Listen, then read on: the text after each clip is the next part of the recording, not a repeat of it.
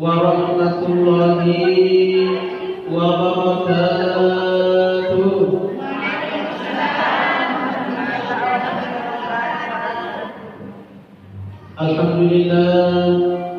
Alhamdulillahi rabbil alamin wa bihi nasta'inu ala umuri dunya waddin. Assalatu wassalamu ala asyrafil anbiya'i wal mursalin, ala sayyidina wa maulana Muhammadin wa ala alihi wa sahbihi ajma'in, amma ba'd. Qala Allah Ta'ala fi kitabil karim, a'udzu billahi minasy syaithanir rajim. Bismillahirrahmanirrahim. Ya ayyuhalladzina amanu qu anfusakum wa ahlikum nara. Shadaqallahul aliyyul adzim. Ibu-ibu jamaah majelis taklim yang insyaallah dirahmati Allah Subhanahu wa taala. Alhamdulillah, begitu banyak rahmat dan berkah yang Allah berikan kepada kita. Dan ibu-ibu semua termasuk orang-orang yang beruntung pada sore hari ini. Kenapa ibu-ibu termasuk orang yang sangat beruntung? Karena menyempatkan waktu dan kesempatannya untuk datang menghadiri acara pengajian kita di sore hari ini. Tentunya limpahan pahala, berkah dan rahmatnya Allah Subhanahu wa taala Allah akan berikan kepada kita semua. Amin ya rabbal. Jamaah majelis taklim yang insyaallah dirahmati Allah Subhanahu wa taala. Pertemuan seperti ini tentu sudah menjadi kewajiban bagi kita semua. Ada arisannya, Bu? Iya, alhamdulillah ada arisannya. Penting arisannya, tetapi yang lebih penting lagi adalah silaturahminya. Betul? Sekali sebulan kita bisa bertemu dalam acara seperti ini. Kalau kita pandai menjaga yang namanya silaturahmi, tentu pahalanya juga luar biasa. Rasulullah sallallahu alaihi wasallam bersabda, "Man ahabba ay yabsuta fi rizqihi wa yunsa'u fi asarihi." Siapa yang ingin umurnya panjang? Ibu-ibu mau panjang umur tidak? Mau? Alhamdulillah, lebih-lebih saya, Bu, ya. Kita semua ingin selalu umur kita ditambah dan dipanjangkan oleh Allah. Dan siapa yang ingin selalu dimurahkan rezekinya oleh Allah? Ibu-ibu mau tidak dimurahkan rezekinya oleh Allah? Mau? Mau suami banyak rezeki kita? Mau ibu banyak rezeki kita? Mau anak-anak banyak rezeki kita? Mau keluarga banyak rezeki kita? Dan siapa pula yang ingin selalu ditolong oleh Allah, siapa pula yang ingin selalu dibantu oleh Allah, ketika Allah mengujinya dengan berbagai macam bentuk ujian, penderitaan atau kesusahan hidup, Allah menguji kita dengan ujian seperti itu, tapi Allah juga cepat menolong kita. Siapa yang mau dapat semua itu? Mau tidak? Mau.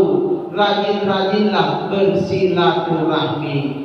Ini salah satu pahala besar yang dikandung dan didapat bagi orang-orang yang menjaga silaturahminya. Lagi pula kalau ibu-ibu rajin bersilaturahmi, insya Allah banyak teman. Banyak teman tidak, Bu? Banyak tahu? Coba dilihat kalau lagi bersilaturahmi, insya Allah banyak teman.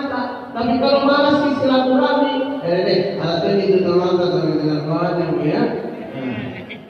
Kalau banyak teman, insya Allah akan banyak dari kita.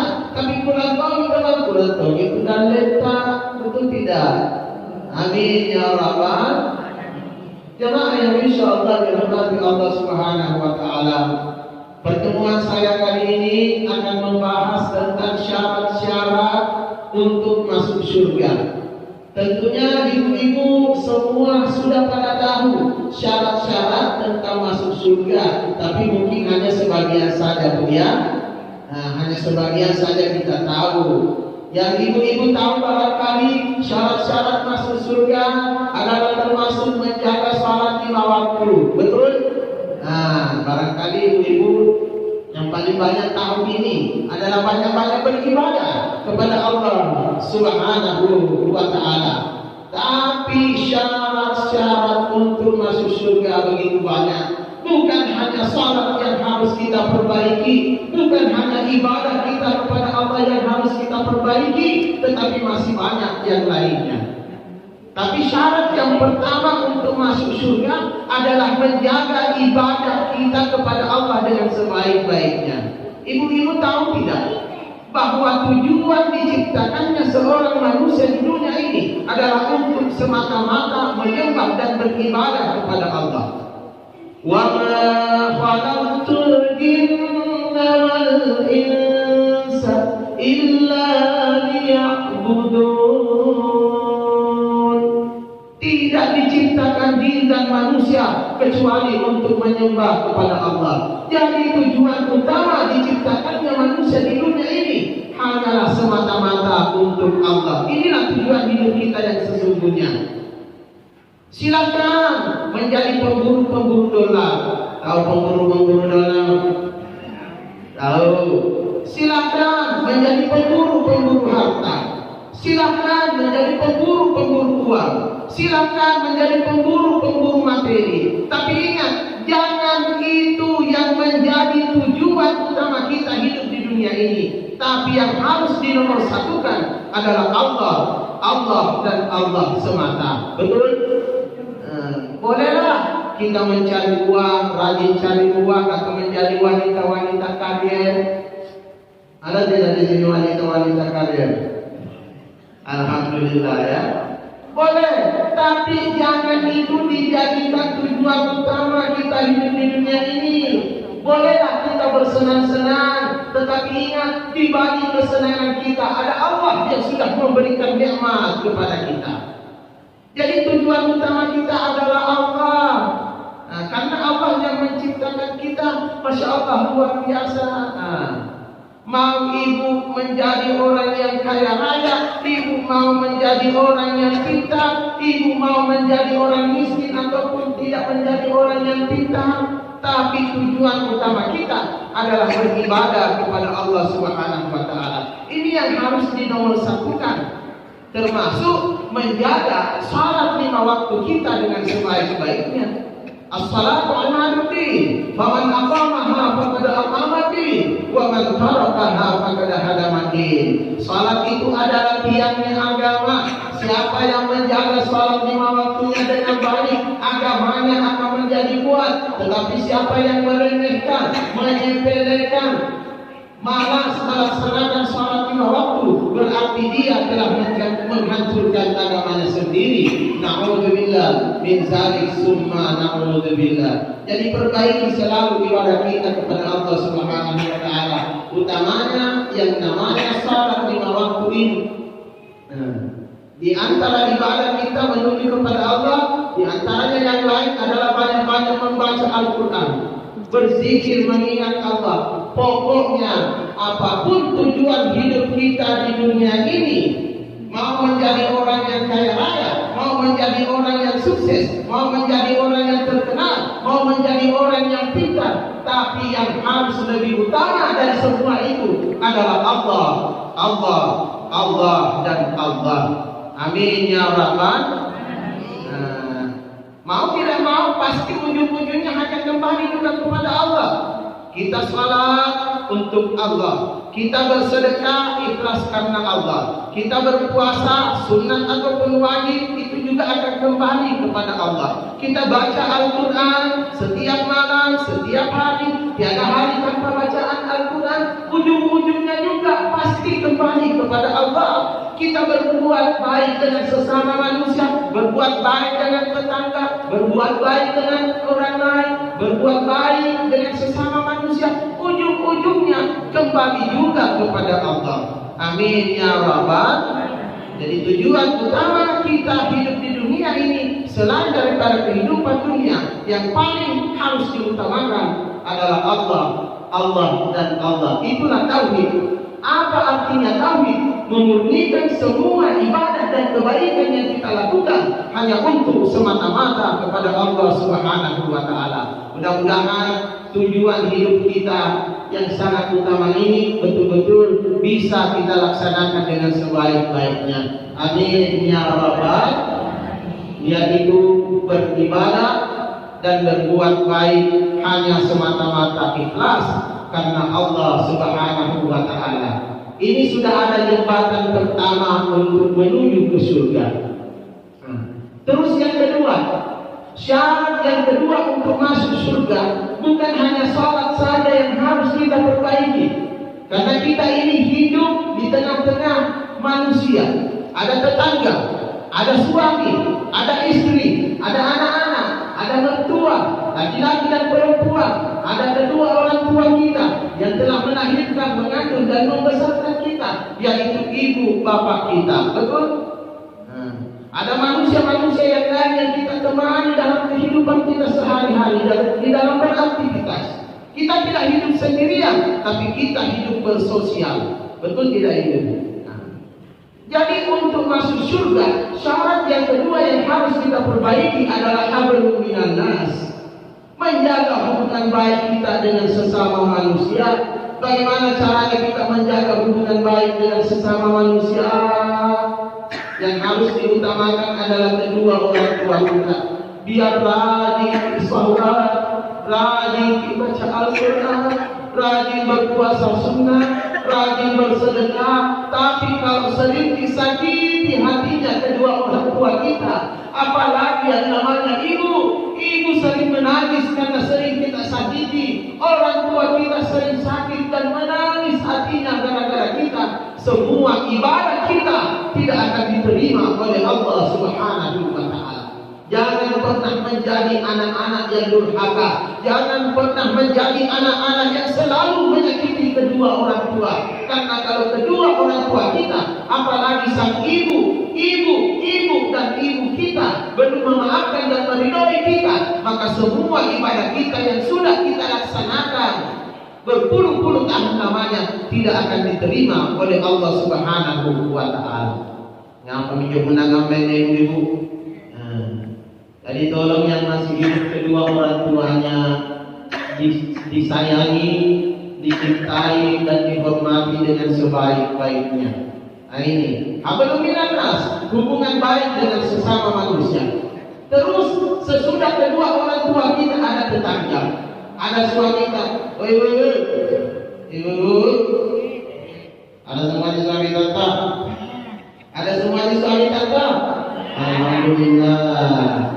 Hablum minan nas, jaga dengan baik hubungan baik kita kepada suami kita, hubungan baik kita kepada tetangga-tetangga kita, hubungan baik kita kepada mertua kita, hubungan baik kita kepada keluarga kita, kerabat kita, ataupun orang lain, termasuk anak-anak kita perbaiki. Karena di akhirat nanti banyak orang yang ketika diadili di hadapan Allah Subhanahu wa taala, ibadahnya sebagian besar telah hilang. Jadi nanti di akhirat banyak orang-orang yang bangkrut. Masya Allah, na'udzubillah. Siapa orang-orang yang bangkrut nanti di akhirat? Ibu-ibu tahu tidak? Pernah dengar orang-orang yang bangkrut di akhirat? Pernah dengar? Mereka yang bangkrut di akhirat ialah mereka yang sebagian pahala ibadahnya diberikan kepada orang lain. Mati-mati. Sesata ini beribadah, salat, baca Al-Quran, berzikir, bersedekah, haji, umrah. Tapi kok kenapa sih ibadah saya diberikan kepada yang lain? Emang kenapa sih pahala dari kebaikan saya diberikan kepada yang lain? Ada apa sih sebenarnya? Ada apa sih sebenarnya? Kok bisa begini? Pahala dari kebaikan yang saya kerjakan diberikan kepada orang lain. Artinya meskipun dulu ketika hidup di dunia kita rajin sholat, kita rajin berjamaah, kita rajin berzikir, kita rajin bersedekah, kita rajin baca Al-Quran, tetapi kita masih sering menyakiti tetangga, kita masih sering menyakiti orang lain, kita masih sering menyakiti hati dan perasaan kedua orang tua kita. Kan banyak dosa seperti ini, dosa terhadap sesama manusia. Kalau dosa tak sama Allah yang pernah kita kerjakan, Allah mungkin Maha Pengampun dan Maha Pengasih. Tetapi dosa tak dengan sesama manusia, belum tentu yang kita sakiti hatinya akan cepat memaafkan kita. Betul?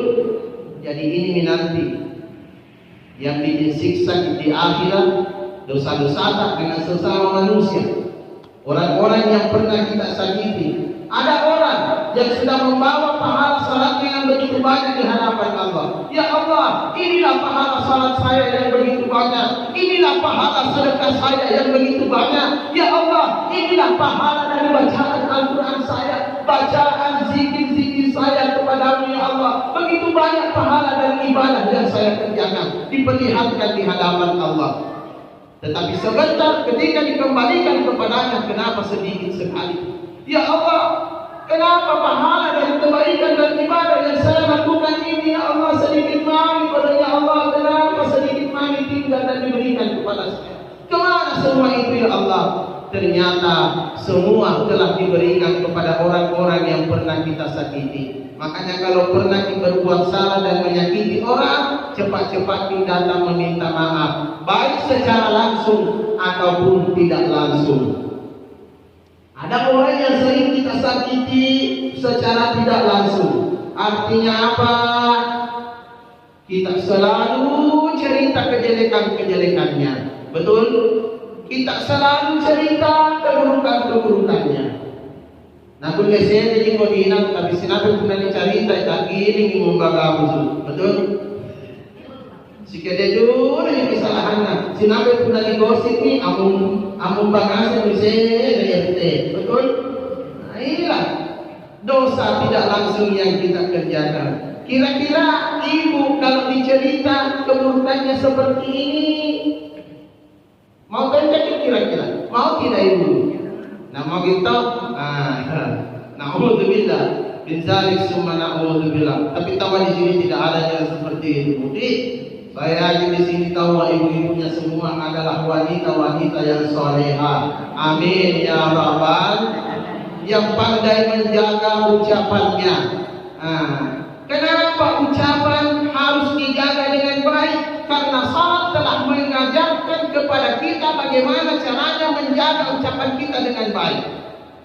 Ibu-ibu bisa perhatikan, kalau kita sedang salat, yang keluar dari mulut kita adalah bacaan-bacaan Al-Quran, doa-doa dan zikir. Betul tidak ibu-ibu?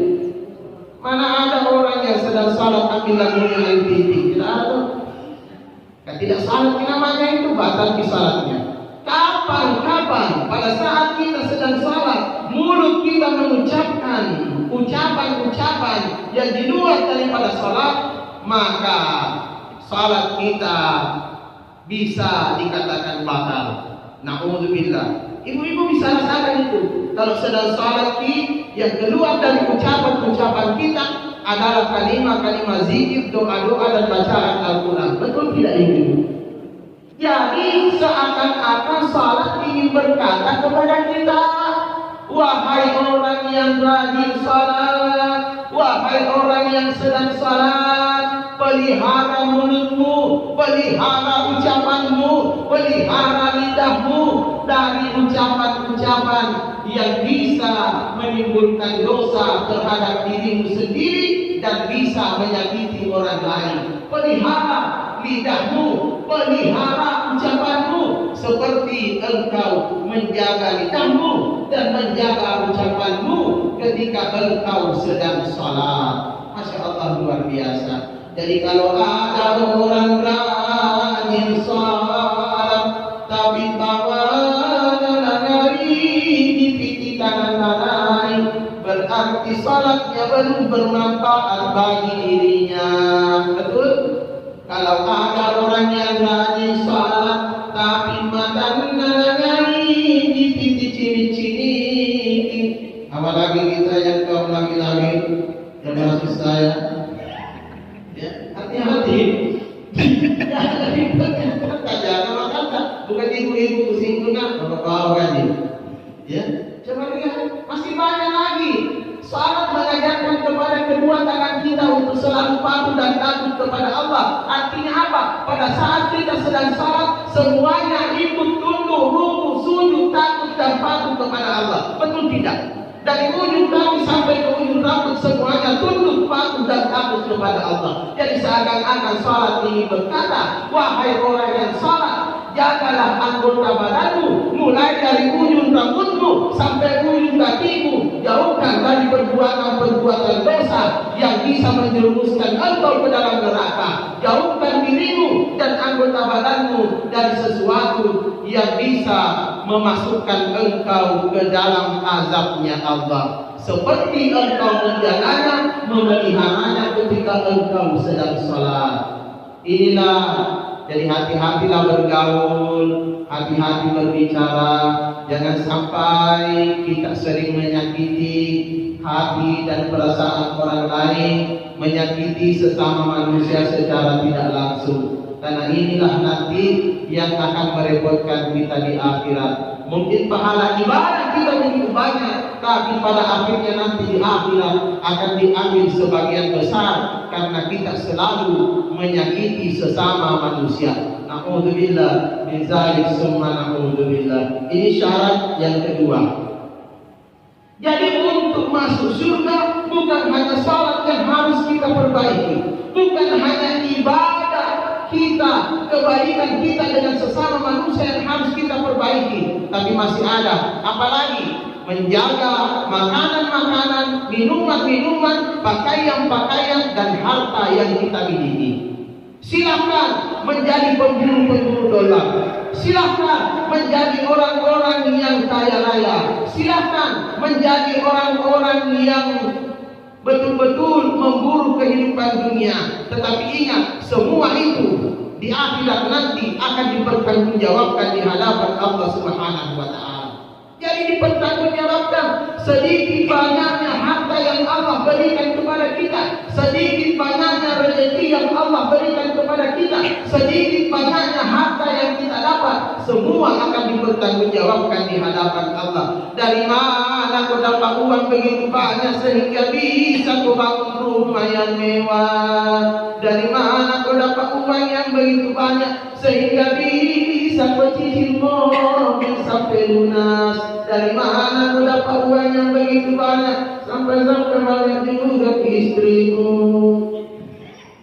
Na'udzubillah min dzalik summa na'udzubillah. Semua akan dipertanggungjawabkan. Dari mana asalnya? Asalnya dulu Bu yang dipertanyakan. Emang dari mana sih dapatnya? Bagaimana sih caranya? Semua akan ditanya dari mana asalnya. Lanjut.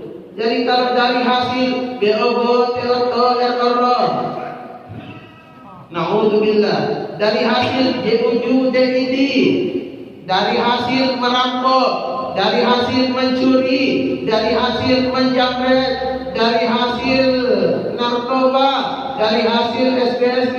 Tahu tidak SBSB? Sabu-sabu gitu loh. Na'udzubillah min dzalik summa na'udzubillah. Kan banyak orang begitu Bu. Sumber rezekinya kan bermacam-macam. Tidak tahan hidup miskin. Akhirnya apa? Tuyul dipelihara. Betul? Ya. Kan ada orang yang sebagian sumber rezekinya dari pesugihan-pesugihan yang pakai tumpang gitu loh. Ya. Ada orang yang sumber rezekinya dari tuyul, ada orang yang sumber rezekinya dari banyet. Tahu banyet? Babi ngepet gitu loh. Ada orang yang sumber rezekinya dari pekerjaan-pekerjaan haram lainnya. Mati-mati. Semua akan dipertanggungjawabkan dan diperiksa. Jadi hati-hati nih, makanan-makanan tak, minuman-minuman tak yang kita konsumsi setiap hari jagai. Apakah semuanya betul-betul murni, asli, halal, atau bercampur dengan sesuatu yang haram? Na'udzubillah. Dari hasil menipu, na'udzubillah min dzalik summa na'udzubillah. Dari hasil apa toro-toro, ini semua nanti yang bikin repot di akhirat. Apalagi kalau mau mati, begitu sulit, begitu disiksa, akan ada azab-azab tertentu yang Allah berikan kepada kita ketika mau mati. ketika hidup dulu, ketika sehat dulu, ketika rajin bekerja mencari rezeki sebagian yang kita dapatkan berasal dari sesuatu yang haram. Na'udzubillah min dzalik summa na'udzubillah. Jadi hati-hati. Banyak orang yang disusahkan ketika mau mati, banyak orang yang tersiksa ketika mau mati, banyak orang yang banyak mendapat azab di dalam kubur karena makanan-makanan, minuman-minuman, pakaian dan harta yang ia miliki kebanyakan asalnya berasal dari yang haram. Na'udzubillah min dzalik summa na'udzubillah. Jadi hati-hati titik. Bukan hanya salat, bukan hanya hubungan baik dengan sesama manusia, termasuk harta yang kita miliki, jauhkan dan bersihkan dari sesuatu yang haram. Na'udzubillah min dzalik summa na'udzubillah. Yang keempat dan yang terakhir adalah masalah istinja. Kenapa masalah istinja? Banyak orang yang disiksa di dalam kuburnya gara-gara masalah istinja. Tidak bersih caranya kalau selesai DAK, tidak bersih caranya kalau selesai DAB. Tahu DAK? Buang air kecil gitu loh. Tahu DAB? Buang air besar gitu loh. Hati-hati, bersihkan baik-baik. Karena banyak orang mendapatkan siksaan di dalam kubur gara-gara masalah istinja. Na'udzubillah min dzalik summa na'udzubillah. Jamaah majelis taklim yang insyaallah dirahmati Allah Subhanahu wa taala. Yang penting bagi kita semua, bagaimana caranya supaya keempat ini bisa kita jaga dengan sebaik-baiknya, supaya Allah bisa memasukkan kita ke dalam surganya. Alladzi khalaqal mauta wal hayata liyabluwakum ayyukum ahsanu amala. Allah menciptakan mati dan hidup tidak lain adalah untuk menguji manusia. Jadi kematian kita, kehidupan kita di dunia ini adalah ujian, ibu-ibu. Apapun yang Allah berikan kepada kita itu ujian. Apakah kita orang yang punya banyak uang? Apakah kita orang yang termasuk tidak punya banyak uang? Apakah kita termasuk orang yang pandai atau kurang pandai atau tidak pandai? Sehat atau sakit? Semua itu adalah bentuk ujian yang Allah berikan kepada kita.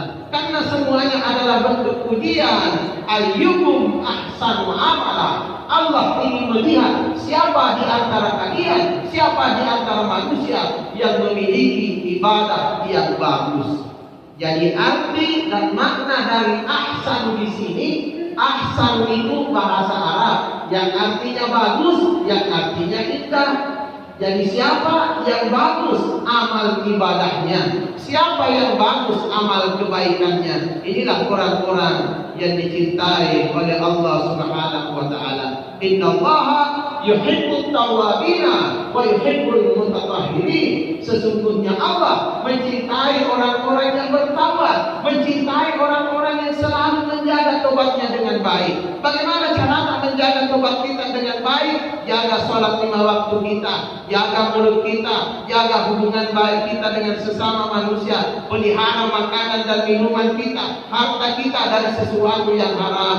Jaga cara beristinja dengan baik. Inilah caranya memelihara kita punya tobat. Orang yang bertobat dan memelihara tobatnya dan selalu mensucikan diri dan membersihkan diri. Innallaha yuhibbut tawwabina wa yuhibbul mutatahhirin. Sesungguhnya Allah menyukai kita. Menyukai Allah. Allah menyukai kita kalau kita rajin bertobat dan memelihara kita punya tobat. Allah juga menyukai kita dan menyayangi kita kalau kita pandai menjaga kesucian diri kita dan kebersihan badan kita. Amin. Amin ya rabbal alamin. Mudah-mudahan insyaallah bermanfaat bagi kita semua, khususnya bagi kita yang masih hidup di dunia ini. Mudah-mudahan apa yang saya bawakan ini bermanfaat bagi kita semua. Sekali lagi ibu-ibu, mohon maaf tadi kalau ada kesalahan-kesalahan dan kekurangan saya. Karena saya hanyalah manusia biasa, ciptaan Allah. Yang maha sempurna hanyalah Allah Subhanahu wa ta'ala. Tapi bagaimanapun juga saya harus melaksanakan tugas dan kewajiban saya, karena saya dipanggil yang berceramah. Mudah-mudahan bermanfaat. Sekali lagi, ya, Kalau ibu-ibu masih mau mendengar aku punya ceramah-ceramah, ibu-ibu boleh buka YouTube ya. Nama saya di situ Muhammad Basri TS. Buka YouTube, baru ketik Muhammad Basri TS. Insya Allah muncul semua di situ ceramah-ceramah ya. Hampir 40 di situ video ya. Muhammad Basri TS. Jangan lupa subscribe ya.